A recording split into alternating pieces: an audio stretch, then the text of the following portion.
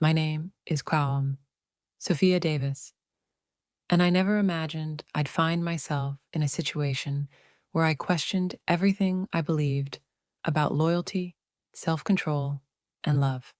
For over 20 years, I was the picture-perfect wife and mother, devoted to my family and to the quiet, stable life we had built in the suburbs of Seattle.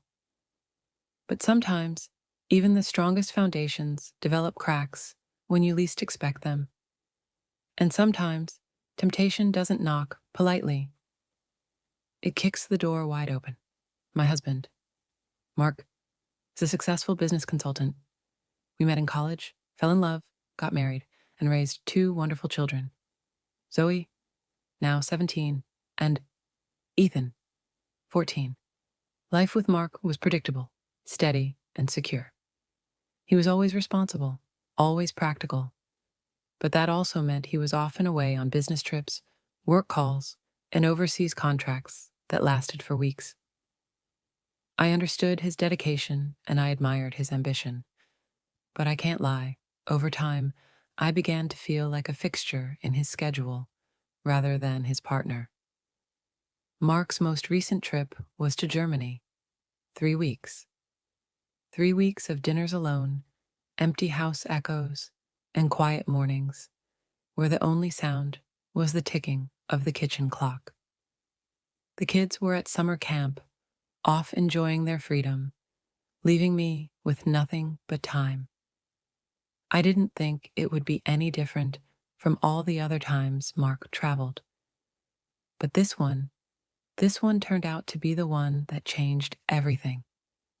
It started with a message, an innocent ping from Facebook Messenger that appeared while I was half watching a rerun on TV. The name lit up like a forgotten spark in my mind. Ryan Hayes. Ryan had been my best friend in college. More than a friend, really. We shared laughs, secrets, inside jokes, and one unforgettable night during senior year that neither of us ever mentioned again. After college, we drifted apart. I met Mark. He moved to New York. Life happened. I hadn't seen or heard from him in nearly 20 years. His message was simple. Hey, Sophia. I was just thinking about you. Are you still in Seattle? My heart fluttered. Not in a romantic way, at least not right away, but in that nostalgic, breath-catching way that comes from hearing a name you'd long buried in the archives of your memory. I replied after a few minutes. Hey, Ryan. Wow, it's been forever. Yeah, I'm still here. Are you back in town? He was for work, just a short project, but he had a few days off and thought it would be nice to catch up. I didn't think there was any harm in meeting up. Old friends have coffee all the time, right? We chose a quiet cafe near downtown. I wore a simple blue blouse and jeans, but I took a little longer with my hair than usual. I don't know why I told myself it was just to look presentable, but deep down, I think I already knew I was stepping into something more complicated than I wanted to admit. When I saw him, it was like time had folded in on itself. He looked older, of course. His jaw was more defined.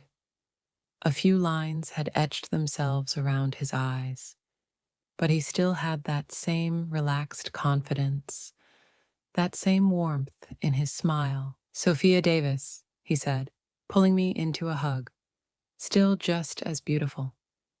We talked for over an hour, laughed about college days, swapped stories about our kids. He was divorced now with a teenage son. And somewhere in the middle of it, I found myself completely drawn in. Not just to him, but to the way he made me feel. Seen, heard, special. He walked me to my car after coffee, and for a moment, we stood there in a strange silence. It wasn't awkward, just charged. I looked into his eyes and felt something stir. I said goodbye quickly and drove home, trying to shake the feeling that lingered, but it didn't go away. The next day, he texted, still thinking about that coffee. Would love to do lunch. I hesitated. I should have said no. I should have thought about my husband, my marriage, the life I had. But I didn't. I replied, "Lunch sounds good." He came over the following Saturday. The kids were still at camp, and Mark was 2 continents away. I told myself I was being a good host, just catching up with an old friend. I made grilled chicken salad, and we sat out on the patio under the warm July sun. Conversation flowed easily. There was wine, laughter, memories that made us both nostalgic and a little emotional. At some point, I caught myself staring at his hands, then at his lips, then quickly looking away. He noticed. "Of course he did. You always used to do that," he said softly. "Do what?" I asked, pretending not to know. "Look at me like that when you were trying not to." I smiled, embarrassed. "That was a long time ago." "Some things don't change," he said, his voice low. The moment stretched thin between us. I could feel the tension. I could also feel the warning signs in my head, the red flags, the reminders of my wedding vows. But the truth is, I didn't want to resist it anymore. I stood up, gathering the plates, trying to break the moment. But when I turned, he was right there. He touched my arm, gentle, respectful, but firm. "Sophia, I don't want to make you uncomfortable, but I've thought about you a lot. And being here, it just feels right." I stared at him, my heart pounding. Every part of me screamed to stop, to pull back, to run, but I didn't. Instead, I leaned in. What happened next wasn't planned. It wasn't logical. It was messy, emotional, overwhelming. It was the kind of moment that changes everything. Not because of the act itself, but because of what it reveals. That deep, hidden part of you that you've tried so hard to bury. That longing to feel wanted, alive, desired. Afterward, I sat on the edge of my bed, my hand shaking. Ryan sat beside me in silence, his presence comforting and terrifying all at once. "I should go," he said gently. I nodded, unable to speak. "I'm sorry, Sophia. I didn't mean to complicate your life," he said. But it was already complicated, more than he knew. For the next few days, I couldn't eat. I couldn't sleep. I kept waiting for the guilt to crush me completely, but instead it came in slow, crushing waves. And the worst part? A part of me didn't regret it. Mark returned from his trip and immediately sensed that something was off. I avoided eye contact. I gave short answers. He assumed I was just tired, maybe overwhelmed from holding down the house alone. He brought me perfume from Paris, kissed my forehead, told me he missed me, and I smiled. I thanked him. I played the part. But inside, I was at war with myself. I didn't see Ryan again.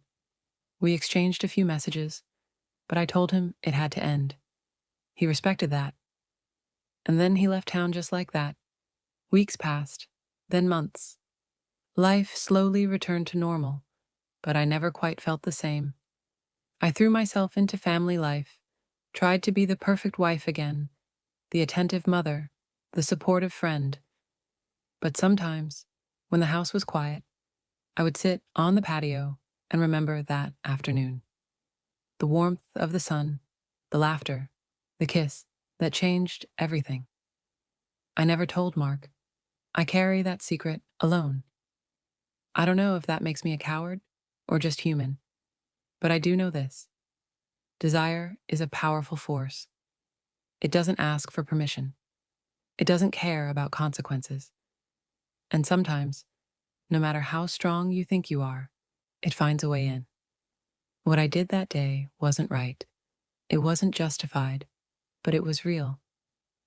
And it reminded me that beneath the surface of every perfect life is a person still searching for something. I'm still trying to figure out what that something is.